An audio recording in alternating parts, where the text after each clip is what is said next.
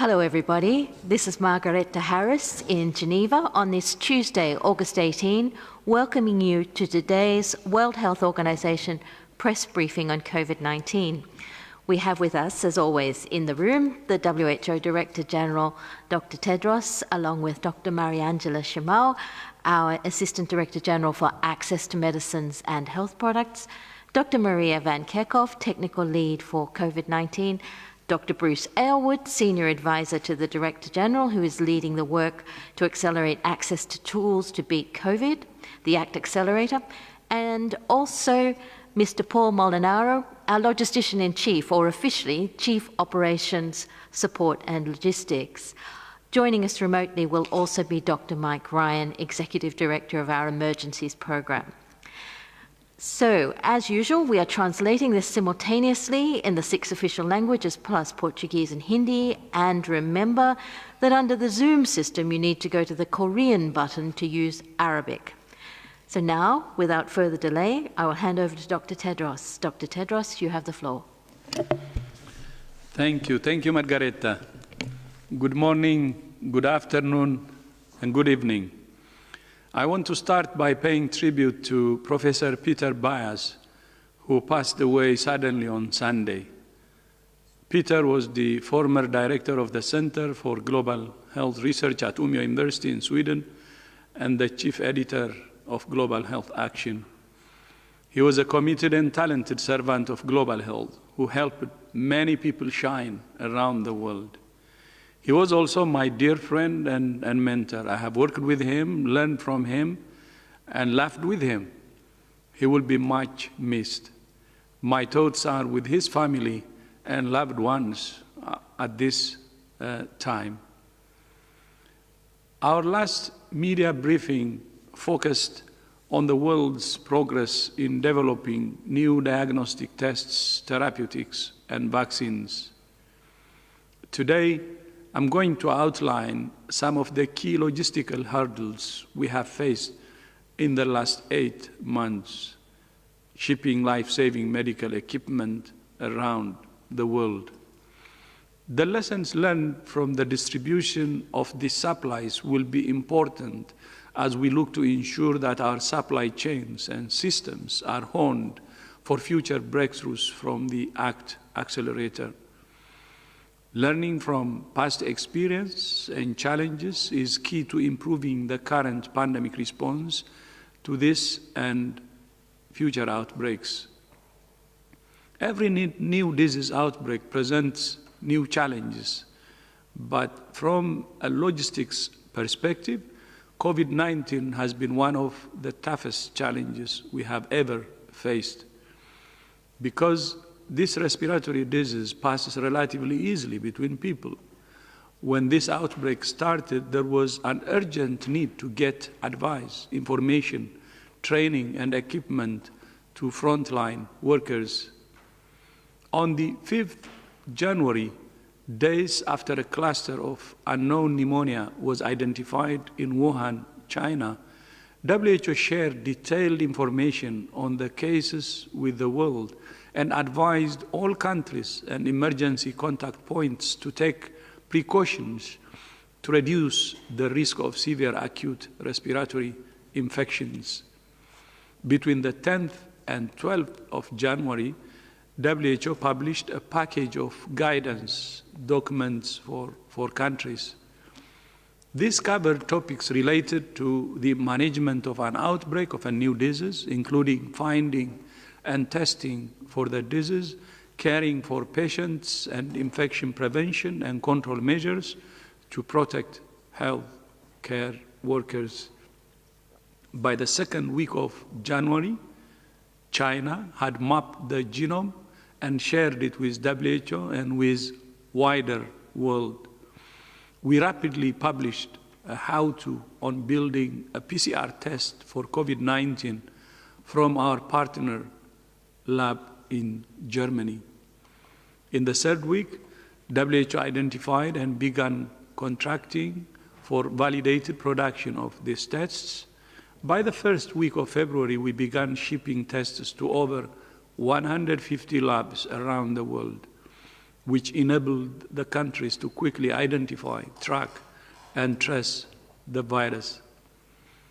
As this was happening and outbreaks started to spread in other countries, there was a huge surge in demand for personal protective equipment, such as medical masks, gowns, gloves, and face protection. Manufacturers in several key countries were under so-called lockdown, and there was a collapse in air transport, which is imperative for sending supplies around the world. Some countries put in place export restrictions, and there were several instances of requisitioning key medical supplies for national use. Supply nationalism exacerbated the pandemic and contributed to the total failure of the global supply chain. For a period of time, some countries were without key supplies, such as key items for health workers who were dealing with surging cases of COVID-19. And many countries still do not have enough. To boost manufacturing and ensure that supply chains began to function, early on in the outbreak, WHO convened regular meetings with key companies and industry groups. WHO worked closely with the World Food Programme and quickly utilized 9 new and existing logistics hubs to establish a solid supply chain to deliver life-saving PPE and medical supplies around the world. WHO worked with partners like UNICEF, the Bill and Melinda Gates Foundation, Jack Ma Foundation, and Alibaba Foundation to purchase and deliver hundreds of millions of pieces of protective equipment for health workers. The Partners Platform, created at the end of January, has become a critical tool to help countries highlight financial, supply, and personal needs and deliver the necessary public health response. WHO worked to unblock bottlenecks by working with public and private partners to increase supplies within the market. So, what are the lessons? While there is a wish amongst leaders to protect their own people first, the response to this pandemic has to be collective. This is not charity. We have learned the hard way that the fastest way to end this pandemic and to reopen economies is to start by protecting the highest risk populations everywhere, rather than the entire populations of just some countries.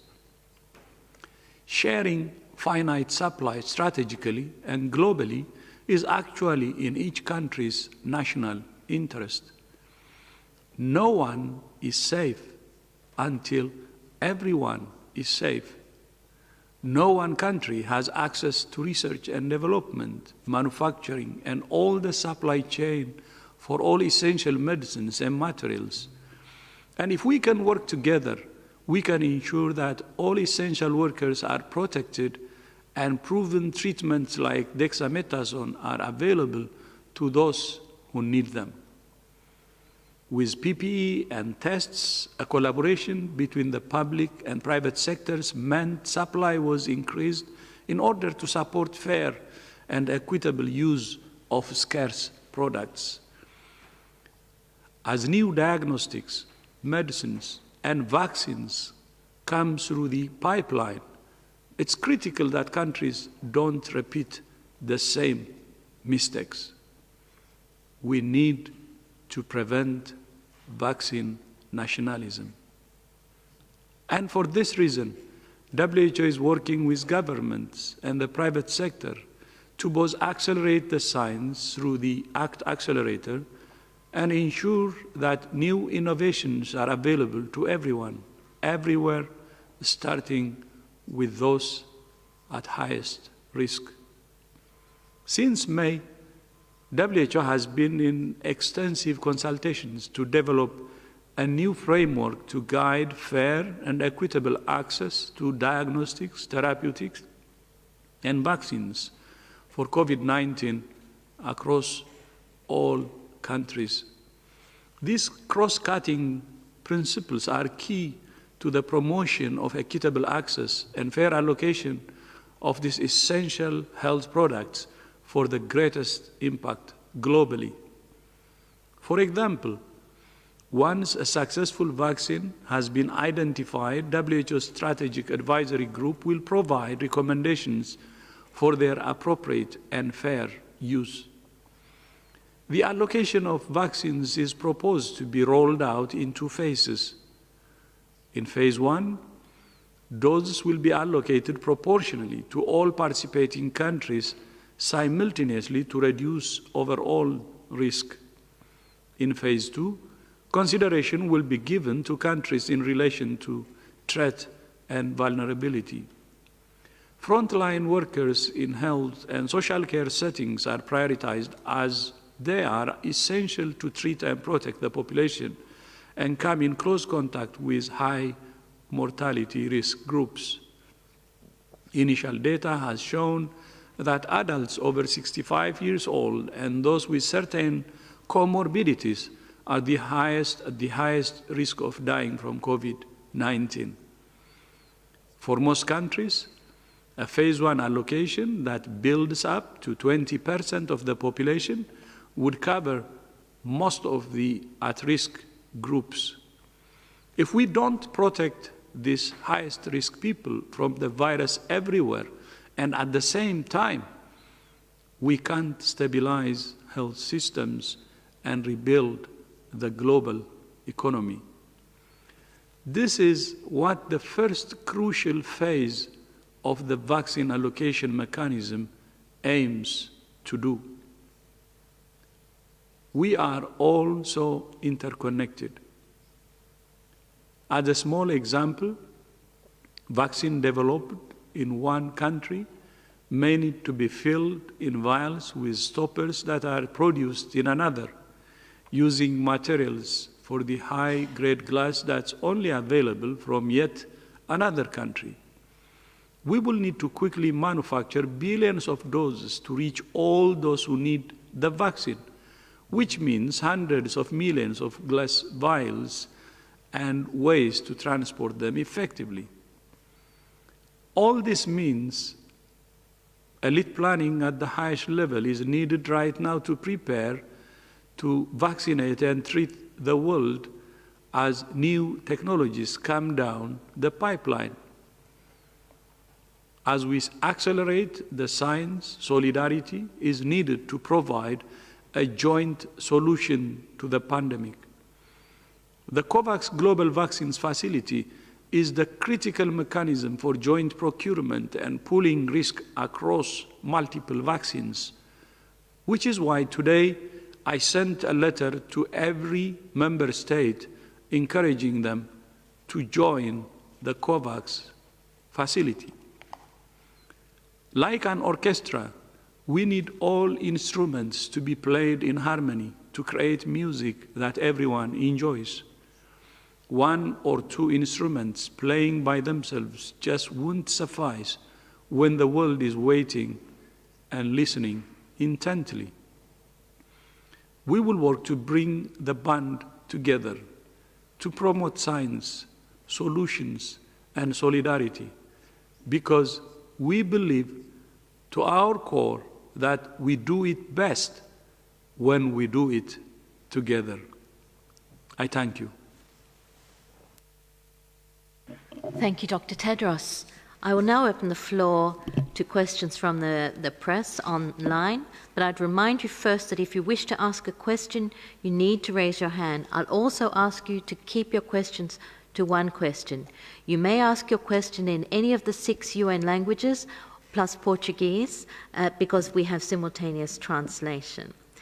We are restricting this briefing to under an hour as usual, so as I said before, please restrict yourself to 1 question. Now, for the first question, because we've got this press conference earlier, we've got people joining us really from all around the world. We have a question from Australia. So I'll ask Jason Gale of Bloomberg to please unmute yourself and please ask your question, Jason.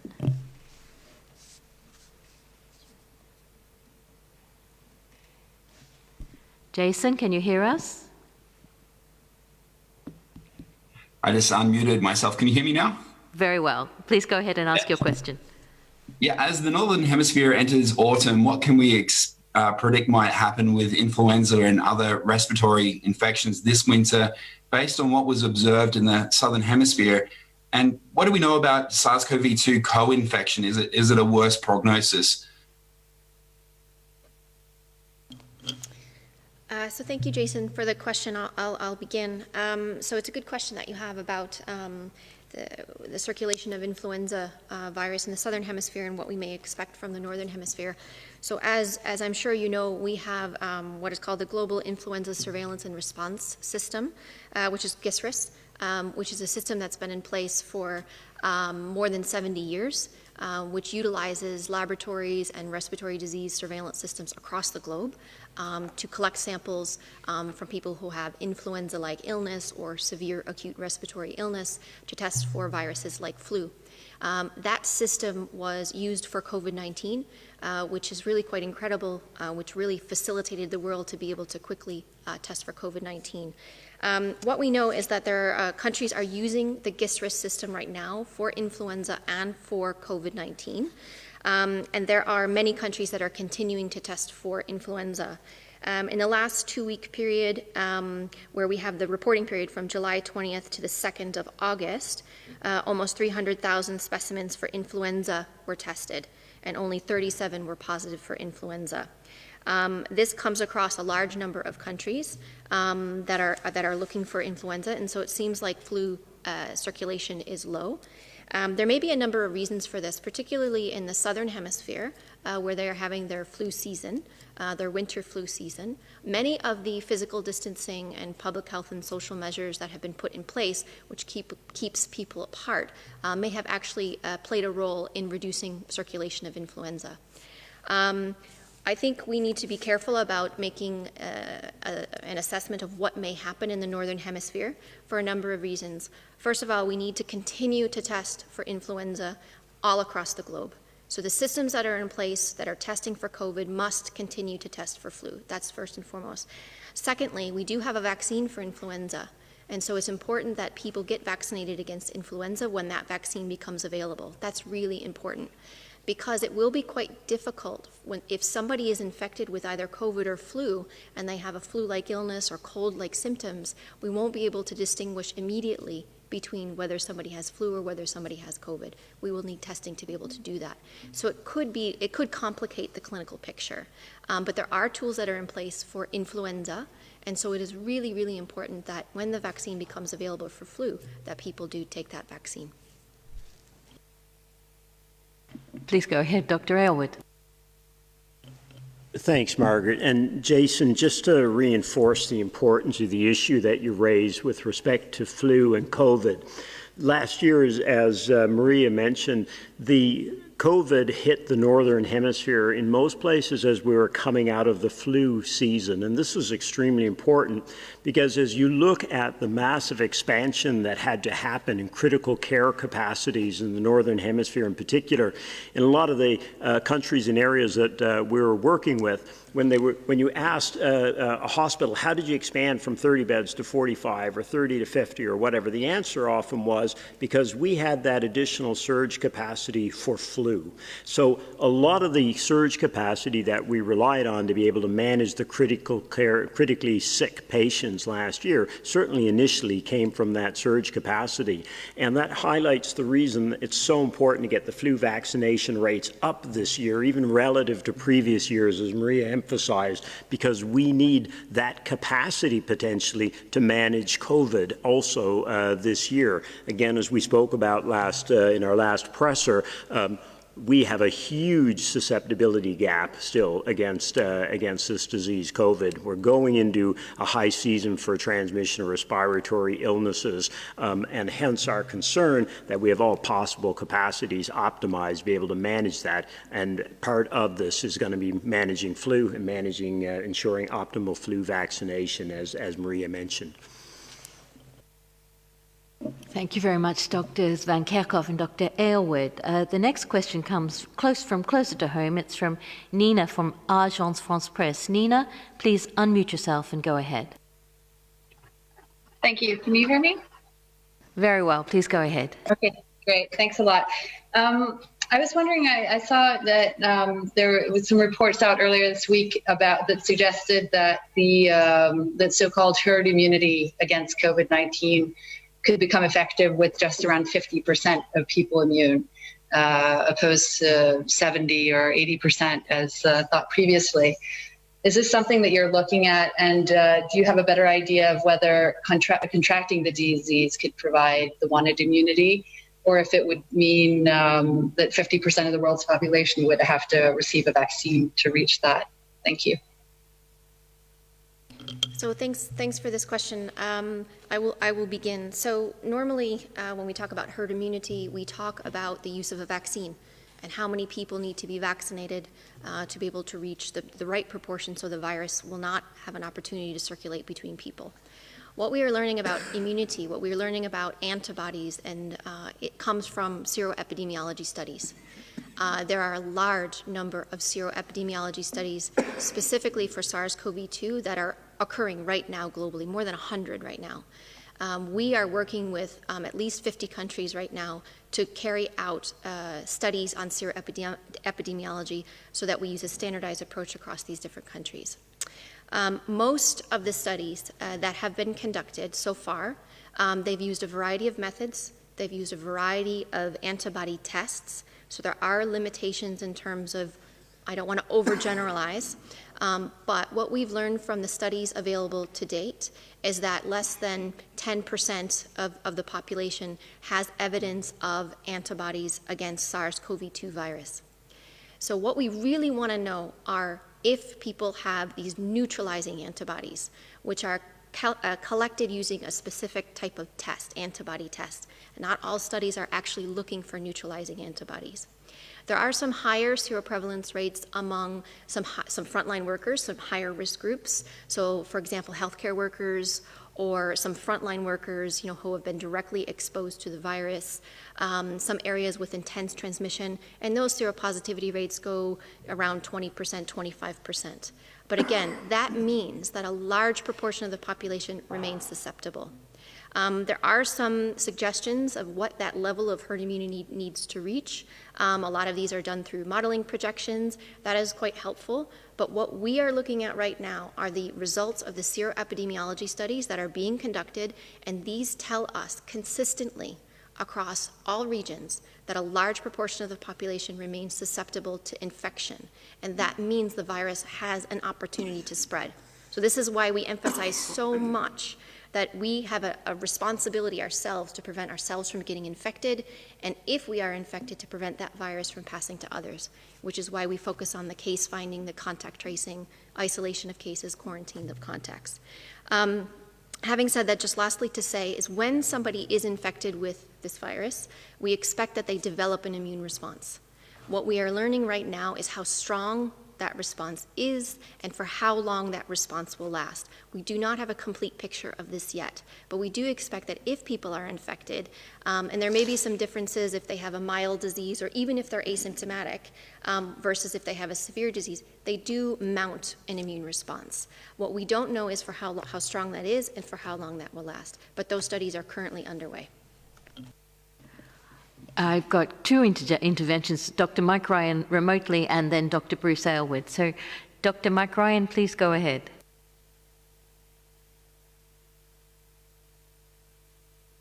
Hi, Margaret, can you hear me? Very well, and we can see you too. Great. No, just to follow up on Maria, I think the issue here is that transmission and susceptibility are very different in very different countries, different people transmitting, different people susceptible.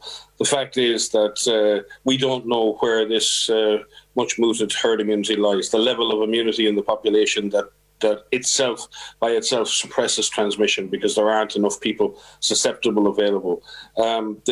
The question is, there is no question in my mind, we're a long way from that. And will remain a long way from that in the absence of an effective vaccine. It may be lower than was previously suggested at 60, 70, 80%. We don't know how much lower. We don't know what role cell-based immunity and other things play in the disease, and we certainly don't know how long protection lasts. So yes, there's a lot up in the air. There's a lot to be discussed. There's a lot to be worked out between the scientists. But I think what we can say with certainty is right now, as a planet, as a global population, we are nowhere close to the levels of immunity required to stop this disease transmitting.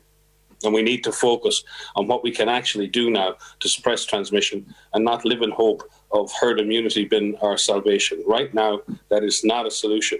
And it's not a solution we should be looking to for our salvation. Thank you, Dr. Ryan. And now Dr. Aylward's got some more to add. Yes, sorry, Margaret. I think Michael really captured it, because there were two parts of this question, as we were alluding to, what level of herd immunity. We're dealing with a respiratory-borne pathogen which is relentlessly seeking out the susceptibles. That's what we're seeing, which means you want very high herd immunity. Now, we're also human, so when we hear a range of 50% to 80%, we think, gosh, I hope it's 50%. But in a situation like this, where we lock down half the world's population, where the economy's ground to a halt in so many places, you have to plan for very high levels of herd immunity, because we don't want to take chances. We don't want to be wrong. So as we're planning vaccination, as we're planning the rollout, you want to plan to get high coverage and not get lulled into a dangerously seductive suggestion that it could be low. The other part of that question was about if we get 50% vaccination coverage, are we there? And no, this is another point we need to be very clear on. We can't confuse vaccination coverage with the proportion of the population that's immune, because the vaccine may work in 80% of people, 50, 60% of people. So you have to multiply your coverage times the efficacy to figure out what proportion is going to be actually protected. So if we only get 50% coverage, the number that are actually protected will be even lower, which means we're nowhere near what it would take to protect populations in general. And the last point I would make was the one we discussed last week, and Mike keeps hammering it, you need the full package. There aren't silver bullets. You're dealing with a nefarious enemy here. You want to have your diagnostics, your testing, your quarantining. You want to have your therapeutics as well as your vaccine. And that's why the Director General Launchnan is talking about the ACT Accelerator so much. It's about getting all of these tools to scale so that we can actually tackle this thing properly and get back to the new normal we need to keep our societies functioning and our economies open and our health systems safe. Thank you very much for all those answers, Drs. Van Kerkhove, Dr. Ryan, and Dr. Aylward. We're now moving to Azerbaijan for our next question, which is coming from Kamran Kasimov of Real TV, Azerbaijan. Kamran, can you unmute yourself and ask your question? You hear me? Yes, we can. Please go ahead. Yes, okay. Greetings from Azerbaijan, from Real TV. I have a question about education system, because some countries, also Azerbaijan, discussing for the new school season course. So there have many points about the reduce of the hours of lessons, and we need for official position of WHO. Maybe you have new rules or suggestions about the new school season, because I repeat, many countries, also Azerbaijan, preparing for the school season. Please. Thank you so much for this really important question. It's a question we get quite often around the opening and closing of schools. There are many, WHO has issued guidance around the considerations of opening schools, closing schools, full closure, partial closure in the context of this pandemic. What is really, really important is that we understand that schools operate in communities. Schools are not in isolation. So if the virus is circulating in communities, if the virus is circulating around that school where the children live, where the people who work at that school live, there's a possibility that the virus can enter the school system. So what we've done is we have outlined a number of considerations for schools to take into account for the safe reopening of schools. Everybody recognizes globally the importance of schools for children, not only for education, but for security, for food, for social interaction, for protection. And so it is really important that we open schools safely, but they need to be done in the context of the wider circulation of the virus. So what we've done is we've outlined a number of considerations for the decision makers to take, which outlines, what is the circulation of the virus around that school? What is the setting like of the school itself? Not all schools operate the same way. There are different physical structures of the buildings themselves. There's different age groups that are part of the buildings where the children go. What are the policies, the resources, the infrastructure that is in place to ensure that you can continue to do physical distancing and that children have access to running water, they have access to having the ability to wash their hands or use an alcohol-based rub, and ensure that school can continue safely. So we have a number of guidance that's out there that looks at hygiene and environmental cleaning within the schools, that looks at screening within the school itself. So is there a system in place to rapidly detect a case in that school if it occurs among a child or among the staff themselves? And then what is the plan? In addition to that, to outline considerations around communication. So not only talking to the people who work at that school, talking to the children themselves, listening to the children themselves about how they can go back to school safely, and the parents of those children to weigh the concerns of the parents. So there's a number of considerations that need to be taken into account. But again, just to reiterate, that these schools do not operate in isolation, that they are part of the communities. So if the virus is circulating in the communities, there's a possibility of that virus entering the school itself. Thank you very much, Dr. Maria Van Kerkhove. For the next question, we're going to Spain, to Oriol from El País. Oriol, can you unmute yourself and ask your question?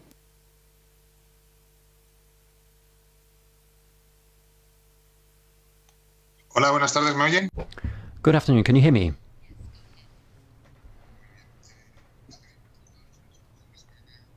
I have a question from Spain, and in the European Union generally, countries have responded with restrictions on the movement of people, with quarantines, and with instructions not to travel. And I'd like to know what your reaction is to those measures. Thank you.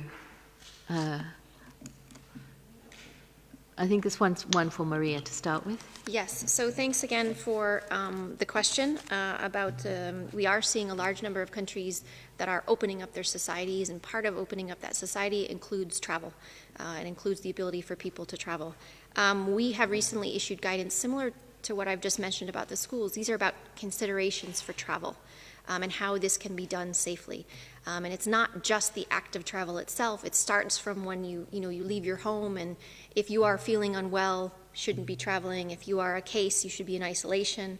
If you are a contact of a case, you should be in quarantine and therefore not traveling. But when travel, is able to open up, what are the considerations countries need to take? Some of this has to do with looking at the risk of circulation where you're traveling from to where you're traveling to. And some countries have adopted measures of looking at these corridors, of these safe corridors of traveling between this country and that country, meaning that the risk of exposure or the risk of transmission is the same in each of these countries. But again, it's more about considerations. There's no one size fits all here because the virus is circulating at different intensity across different countries. As an organization, it's very difficult for us to be very prescriptive. So what we've done is we've outlined these considerations for the decision makers to take when they're looking at travel, who should travel, how this should be done. It is important that if travel is taking place, that essential workers need to get where they need to get, that supplies need to go across the country. The Director General has highlighted many, many times challenges in getting supplies across the globe because flights have not been able to take off. And we're still seeing issues with this. We're still seeing issues with getting supplies to the countries where they need to go. And so, again, it's more about the considerations as opposed to being very prescriptive about if this happens, then you can do this.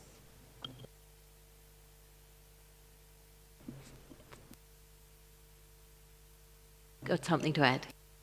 Yeah, maybe just to add a point on that area when you ask, our position as the World Health Organization on this.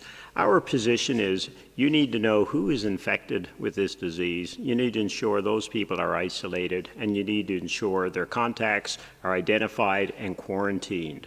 The reason countries are putting travel restrictions in place, et cetera, is because they don't know that, and they're not able to manage the risks, and they're not able to understand the risks. When we get to the position where we can really test at the levels we have to, know who's infected, those people are really being isolated so they can't infect others and their contacts, and those people aren't traveling, then the virus isn't going to travel. This all comes back again to extraordinary measures that are being implemented in the absence often of our ability to do the basic public health measures that are so fundamental to getting this thing under control. So when you have a flare, is that the first thing you need to do? The first thing you need to do, test, isolate, trace the contacts, make sure those folk aren't moving. That's why we quarantine them. That's why we isolate them. And then virus transmission stops.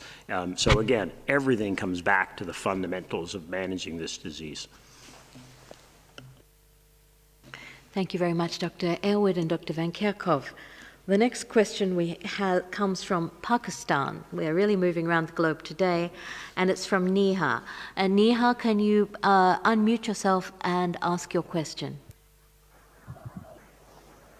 Hi. Recently, South Korea detected a genetically mutated COVID-19 virus in cases imported from Pakistan and Uzbekistan. What could you tell us about the mutation, and is there any evidence that these mutations are the reason behind low mortality rates in both these countries? Thank you. So thanks for this question. I'll begin. So you highlight one article that's looking at mutations in this SARS-CoV-2 virus.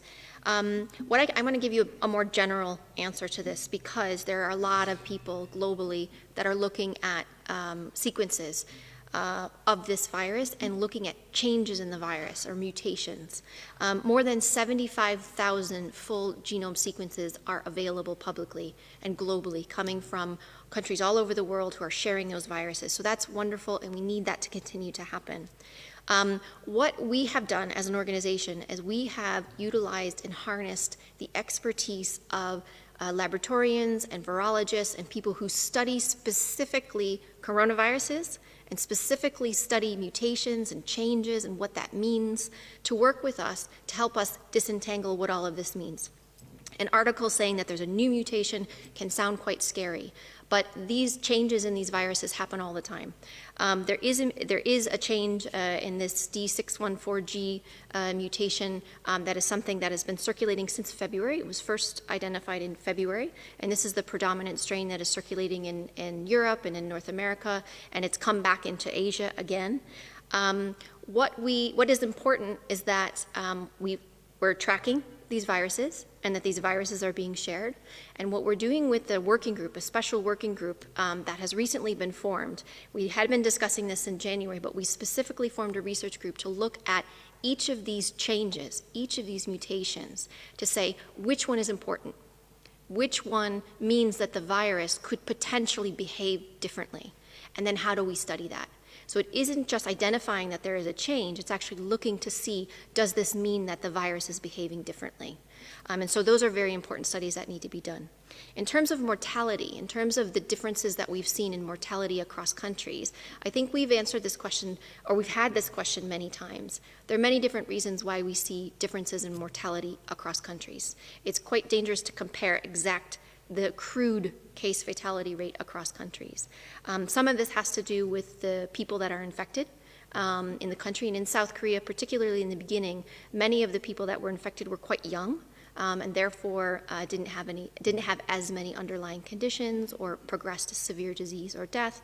So there's a number of reasons why we are seeing differences in mortality across the globe. Thank you very much, Dr. Van Kerkhove. The next question goes to Stephanie, the Reuters correspondent, Stephanie Nebahe. Please unmute yourself and ask your question, Stephanie. Hi, thank you very much. I wondered if perhaps Dr. Tedros could comment on some of this photo that has been circulating today on social media and so forth from Wuhan, China, of people partying in very close proximity in a pool, and what concerns you may have about that, particularly ahead of the upcoming WHO mission to China, which may include a visit to Wuhan. Thank you very much. So Stephanie, thanks for the question. I will begin. So I did see the picture that you are referring to, but I would like to point out that I have seen almost exactly that same picture in probably every country globally right now. So I think the point is that we need to ensure that everybody knows we want everybody to take a risk-based approach for themselves, to understand what is the risk themselves. We shouldn't be blaming people or putting people at fault for wanting to live their lives. We all want to be living our lives. We all want to get back to what quote-unquote normal used to be.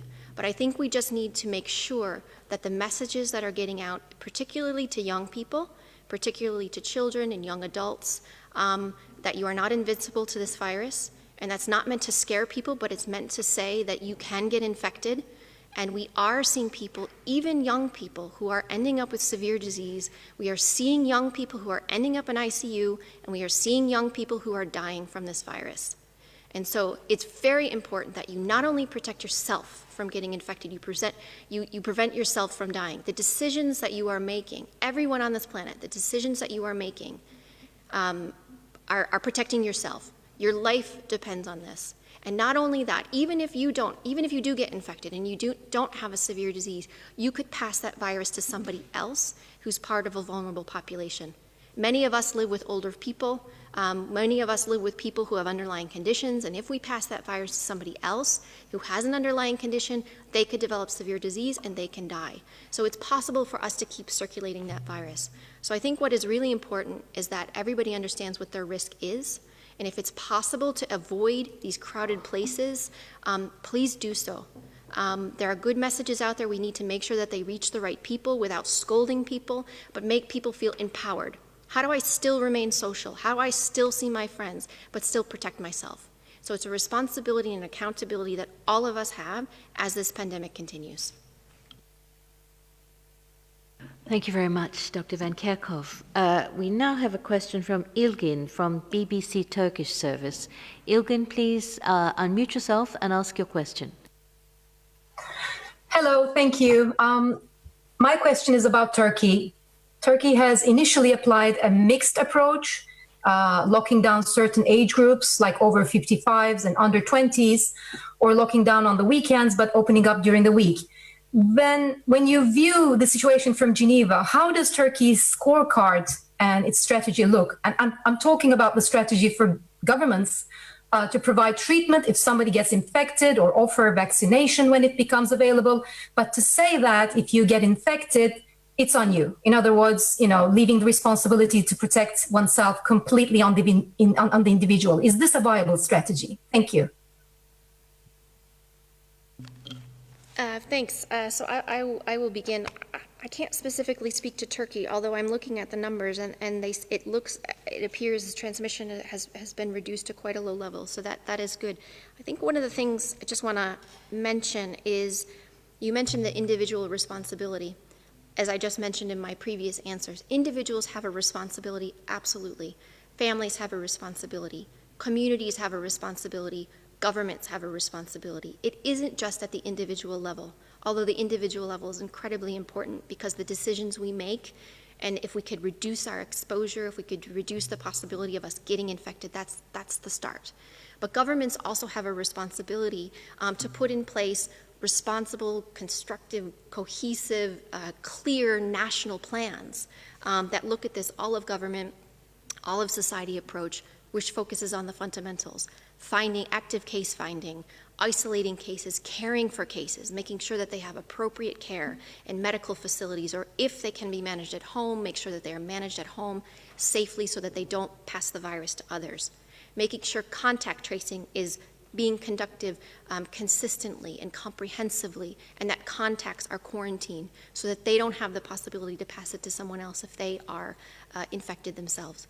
To make sure that there's clinical care, appropriate care for individuals depending on the severity of their symptoms. And this includes symptomatic treatment. It includes oxygen and respiratory support. Dexamethasone if they develop critical or severe disease for the most severe patients. Making sure that our health workers are trained and protected. And so that when they care for patients, that they're not unduly exposing themselves to infection. And a number of other things. So what Turkey has done and what other countries have done, taking this approach, tailoring it to the needs of the country, the capacities of the country, and being consistent in this application of these measures is really what is critical. As the pandemic evolves, there may be situations where the virus could resurge, and so the system that has been put in place for COVID that is built upon existing systems needs to really act quickly so that any of these clusters can be brought under control.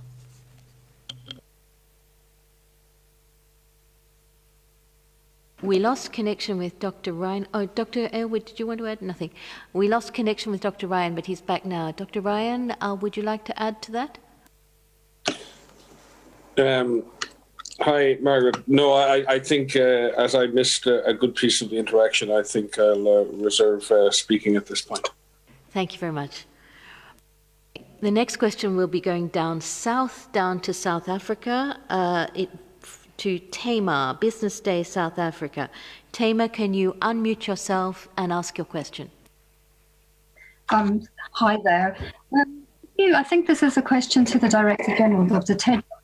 Could you please give us a sense of how many member states have already signed up to COVAX and whether South Africa is among them? And kind of linked to that, could you perhaps comment on what might be deterring or holding up the sign-up of more countries?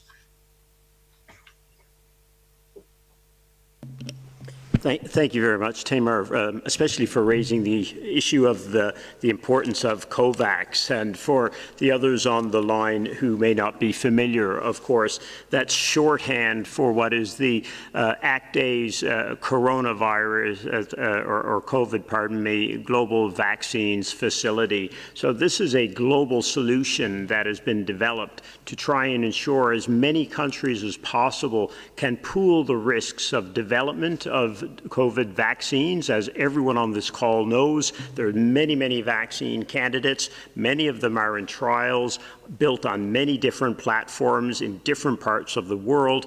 We simply don't know yet which ones are truly going to protect people against the disease. So a key goal of this platform or this facility is to have as many countries as possible cooperate together to be able to pool the development risks, working with manufacturers and others, to pool the investments, and then to pool the procurement and allocation of that product. Because as Dr. Tedros said in his opening comments, one of the things we've learned the very hard way in this crisis is that we can't get out of it alone in terms of the protection of our health systems, our economies, our societies. We have got to get the highest risk parts of the world vaccinated at the same time. Roll that out from the highest risk populations globally is going to be the most effective way to do that. You can only do that, or most effectively, when you have a global solution, a global facility like the COVAX facility. So this facility, this global vaccines facility, there are two groups of countries in it. There's 92 countries, which are a combination of the usual countries that work with Gavi, the Global Vaccines Alliance, and other countries that may need assistance. There's 92 of those. And then there are a group of what we call fully self-financing countries, and there's 80 countries that have expressed an interest. So we have a huge number of countries that are engaged right now in discussions about the Global COVAX facility. The total, as I said now, is over 170, and that represents about 70% of the world's population. You asked how many have actually signed up specifically. Right now, we're still in the process of design. The terms, what we call the agreement terms, which a country would sign to join the facility, are just being finalized. We are looking for an indication, a firm indication for countries by the 31st of August. So that'll be the time frame that we'll be able, Tamar, to give you a better indication of who has expressed an interest versus who has actually signed on. Now, in addition to those 170 countries, one of the questions we had since last week is what about all the other countries? And there are, as people know, the European Union is working toward a solution for the European countries, and some other countries are as well. And one of the other substantive developments over the past week has been a much closer working relationship with these to try and make sure we can all join forces together to ensure the most collaboration possible in the rollout of vaccines, because again, as the Director General said, the key is not ensuring all people in some countries get vaccinated. That's not the solution. The solution is some countries, or some populations, the highest risk populations in all countries. That is the fastest way to bring severe disease down, save lives, get health systems safe and robust again, and then get our societies fully functioning and our economies working. It's a self-interest of everyone to cooperate together, and the facility is a key piece of that.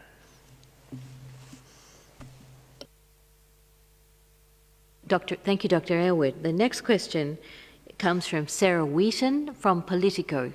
Sarah, can you unmute yourself and ask your question?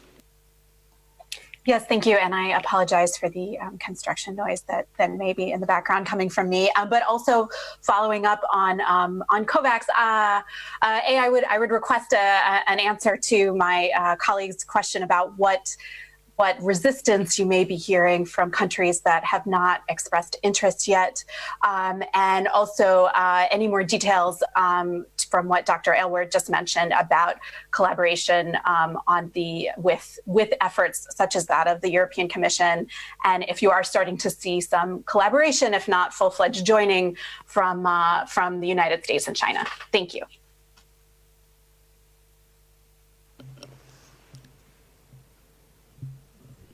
Thank you very much, and thanks. As I think Mike and Maria and Dr. Tedros said, we're all a little sleep deprived and don't always hear the full question. So apologies if we miss a piece, and please do come back like that. So in terms of the challenges to joining the COVAX facility, this is brand new, and a lot of it is still under design. And the question was asked about resistance to joining. We're not twisting arms for people to join the facility. This is in the interest of countries to pool their risk, to reduce the risk of an individual country, and then be able to get the best possible prices and guarantee the receipt of this. Now, for many countries, though, remember, this requires legislation in some countries to be able to work with a facility like this. In other countries, they have to figure out, well, what are the actual costs going to be, and then what part of our balance sheet do we use, and how do we do that? Other countries have pursued bilateral deals, again, as you're aware, and you referred to those, and so they want to know how we handle those within the facility. So a number of these details are still being worked out. I think the fantastic news is that no matter what the challenge, there are potential solutions to all of them. And what we've found, and credit here to the Director General who's led a lot of these conversations, when we hit the big challenges, and such as, of course, course, and I think you referred to it, the EU and other countries are setting up some bilateral deals. That the big issue is, how do we make sure that those deals work in collaboration with the global COVAX facility so that we can roll this out to the entire world at the same time to cover their highest risk populations? So the key word here is how you join forces on that collaboration. And that's what I was referring to in the last intervention. We've had more and more discussions with a broader and broader group of players and tried to work through what might be the barriers to collaborating, and whether that, are issues around price, issues around timing, issues around national expectations, et cetera. But this does take some time. Now, as much as we all want to have a vaccine tomorrow, we won't. It's going to take a little bit of time. And the key for us now is this is just one more of those windows of opportunity that we have to use extremely well to be able to optimize the use of the vaccines in scarce supply as they become available. And that speaks to the last point that was mentioned in Dr. Tedros' intervention about the global allocation framework. Again, this is a really important piece of work being led by WHO, working across all member states and other entities to try and agree together what our public health imperative is, what populations need to be vaccinated, in which order to be able to achieve those objectives, and then how do we translate that into a concrete mechanism to collaborate together on that rollout. It's the right thing to do. It's the fair thing to do. And I think, again, as the Director General said, you should speak to this, I keep quoting you, the evidence over the past and recent weeks is economically, this is in everyone's self-interest as well. And Mariangela has been leading a lot of this work and may wish to intervene as well. Thank you, Bruce, and thank you for the question. I think this is an extremely important topic as we are talking about new technologies coming into the market, and the experience has historically that new technologies, they arrive at different speeds in different parts of the world. Right? So a lot of the work that's being done now on the COVAX and the COVAX facility on the WHO allocation framework is to give the best chances for a global solution to a problem that cannot be solved country by country. And we have close to 200 vaccine candidates right now, and maybe 26 or 28, because every day these numbers change, are already in clinical trials. And as of Friday, we had 5 that were on phase 3 clinical trials. And then when you're asking about resistance or specific countries that have bilateral deals or not, and WHO is putting very clearly in discussing with member states that there is a limit to what one country can do in terms of committing itself to 1 or 2 or 3 or 5 candidates. But which one will be the candidate that will be successful, we don't know yet. So there's a lot of understanding and a lot of convergence globally, including with the one regional initiative that we have, which is the European Commission initiative. A lot of understanding that a global solution is needed. And we have countries that have already expressed interest on the COVAX facility that have bilateral deals themselves. So by joining the facility and at the same time that you do your bilateral deals, you're actually betting on a larger number of vaccine candidates. So I think what we see, especially in the past 2 weeks, is an increase in convergence around the need to find a global solution and the commitment to ensure that once we have a vaccine that's both safe and efficacious, that there is equitable access to all countries at the end of the day. Thank you.